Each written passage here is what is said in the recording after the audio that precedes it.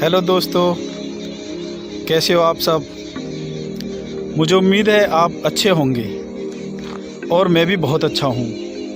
आज मेरी यह वीडियो आप लोगों तक इसलिए पहुँचा रहा हूँ क्योंकि हमेशा मेरे पास एक ही सवाल आता है, चाहे कहीं इंटरव्यू हो, चाहे किसी से मुलाकात हो या किसी से ऐसे ही संपर्क हो, तो जब उनको पता चलता है मेरे बारे में तो एक ही सवाल रहता है कि आपकी कामयाबी का कुछ राज बताइए, आप कामयाब कैसे हुए। एक नॉर्मल गांव से निकल के, एक ऐसी जगह से निकल के जहां पर संसाधनों की बहुत कमी है, आप वहां से निकले और आपने इतनी तरक्की की और अपने क्षेत्र का नाम रोशन किया, इसके बारे में बताइए। तो दोस्तों, यह सब बताने के लिए आज मेरा मन किया कि मैं एक वीडियो बनाऊं और आप सभी तक पहुंचाऊं ताकि सबको पता चल सके। तो दोस्तों, मेरा नाम शांति स्वरूप है, अंतर्राष्ट्रीय कैनोइंग मेडलिस्ट हूं और मैं जिस गांव से रहता हूं, जिला बुलंदशहर के पास में मेरा गांव है। गांव का नाम करैना है और वो गांव, उस गांव की मैं आपको बताऊं, मेरा इतना अच्छा और इतना छोटा सा गांव खेती के लिए बहुत अच्छी जगह है, मगर खिलाड़ियों के लिए अच्छे संसाधन वहां पर नहीं है। अगर कोई चाहे कि मैं खिलाड़ी बनना चाहता हूं तो उसके लिए परेशानियों का सामना करना पड़ सकता है और मेरे लिए भी बहुत सारी परेशानियां आई हैं। अब इसीलिए मेरे दिल में आया कि मैं एक वीडियो बनाऊं और आप सभी तक पहुंचाऊं। तो दोस्तों, बात सन 1999 की है। मेरी उम्र लगभग 12 साल की थी और भगवान का आशीर्वाद, भगवान की नज़र मेरे ऊपर थी। बचपन से ही क्रिएटिव माइंड था, कुछ कर गुजरने का इच्छा हमेशा दिल में रहती थी। बचपन में जो मैं मेहनत करता था वो आज मुझे यहाँ तक लेकर आई है। मैंने कभी नहीं सोचा था कि मैं ऐसी जगह पर जाऊंगा और अंतर्राष्ट्रीय मेडल भी लूँगा और सब कुछ सुविधाएं मेरे पास होंगी। दोस्तों, जब 4 बजते थे तो सोचो क्या उम्र रही होगी। 12 साल कोई उम्र नहीं होती सुबह 4 बजे दौड़ने के लिए। मतलब दुनिया सोचती भी नहीं है उस वक्त पे कि हमें 4 बजे उठकर जाना है और कुछ करना है, एक्सरसाइज करनी है। तो मैं गांव के, मेरे 1-2 मित्र थे, मेरे से एज में भी जाते थे, मगर मेरा शौक़ था, गॉड गिफ्ट था, तो मैं उनके साथ एक्सरसाइज करने जाता था, रनिंग करने जाता था। इतना ज़रूर था, मैं थकता नहीं था। 12 साल का भले ही था मगर मैं थकता नहीं था, मतलब रनिंग करता था। तो पता नहीं, वो लोग बोलते थे तुम्हारा अच्छा है, तुम अच्छा कुछ कर सकते हो। तो मैं प्रैक्टिस करता रहा। हो सकता है कि एक भगवान ही मुझे रास्ता दिखा रहे थे। तो एक दिन मेरे बड़े भाई नीरज कौशिक हैं, उन्होंने बोला, भाई चलो स्पोर्ट्स की भर्ती है बच्चों की और आप भी मेरे साथ चलो। तो दोस्तों, मैं एक बार के लिए तो मजाक सोचा, फिर मैंने सोचा कि चलो चलते हैं, कम से कम घूम के आ जाएंगे, इसी बहाने कहाँ गांव से निकल पाता इंसान। तो मैं भी वहाँ पर चला गया। वहाँ जाकर देखा तो भीड़ बहुत ज़्यादा थी, मतलब हजारों की तादाद में बच्चे थे वहाँ पर। जब वहाँ पर ट्रायल शुरू हुआ तो मैंने भी उसमें हिस्सा लिया।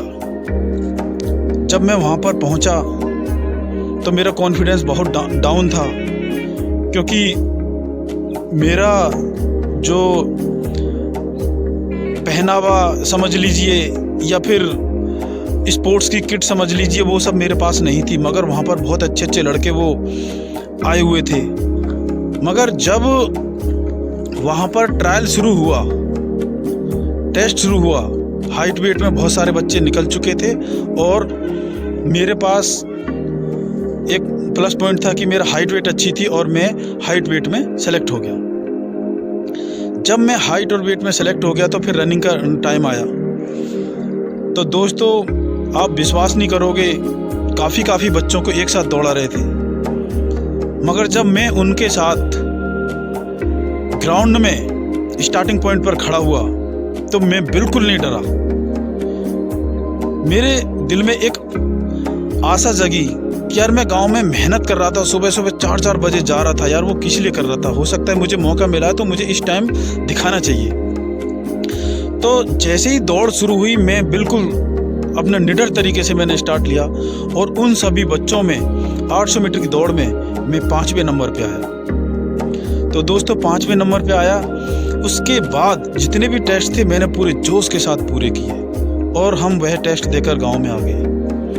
फिर 2 महीने बाद फिर एक किस्मत जागी, एक चिट्ठी आई, मेरा कॉल लेटर आ गया। मेरा सिलेक्शन हो चुका था अगले टेस्ट के लिए। वो टेस्ट ऐसा था, वो बहुत ही टफ था।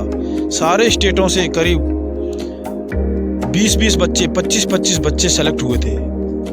फिर सेलेक्टेड बच्चे वहाँ पर आए थे और बहुत ही टफ कंपटीशन होना था सभी के बीच में।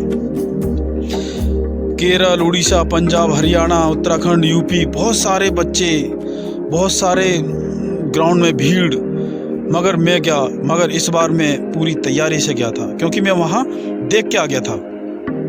मैंने 2 महीने गांव में रात दिन एक कर दिए। मेरे को मतलब ये सोच लो, गांव के लोग सोचते थे कि मतलब पता तो चली जाता है, सुबह सुबह जाता है करता है, पहले पता भी हो गया था। सोचते थे अरे यार कुछ नहीं है, ऐसी कोई जगह नहीं है जो ऐसे ऐसे जा रहा है फौज में, मतलब ऐसे बोल देते हैं।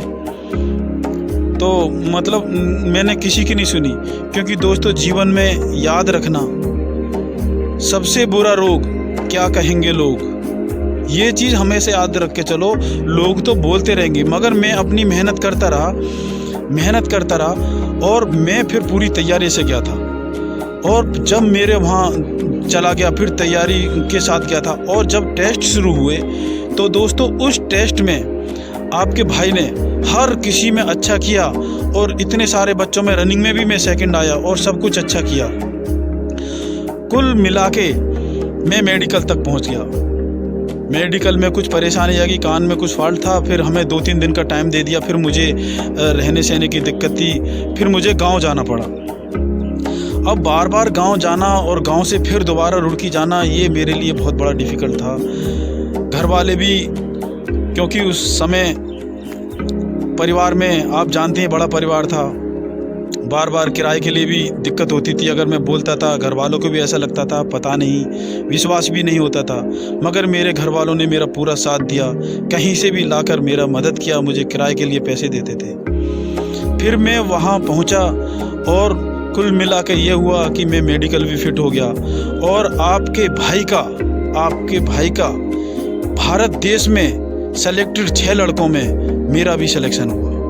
सिर्फ 6 लड़के सेलेक्ट हुए, उसमें मेरा था, एक मेरा नाम था।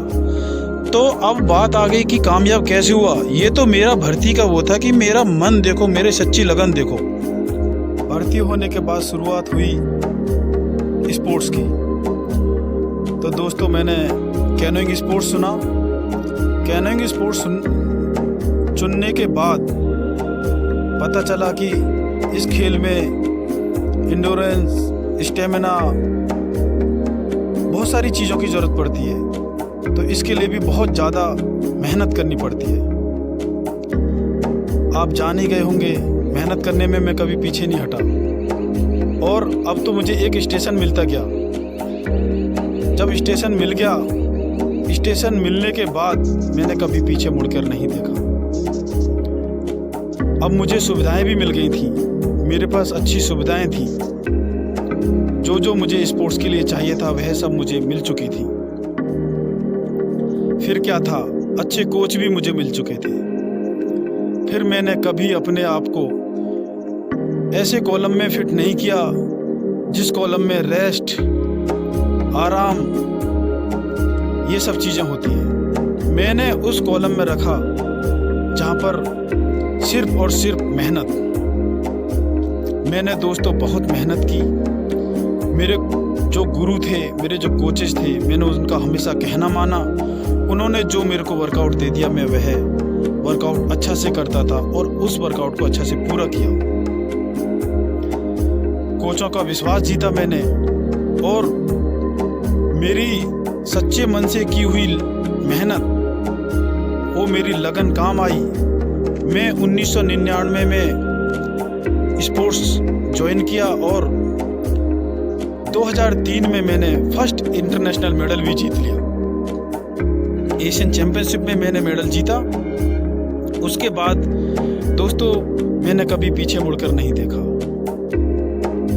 लगातार सीनियर में gold medal, international competition participate किए और कई बार अच्छे अच्छे मुकाम भी हासिल किए। दोस्तों एक बात और याद रखना, अगर आपको कामयाबी हासिल करनी है तो आपको बहुत सारी चीज़ें त्याग करनी पड़ेंगी। आपको यारी दोस्ती, तीज त्योहार, फंक्शन, ये सब छोड़ना पड़ेगा। एक तपस्या करनी पड़ेगी।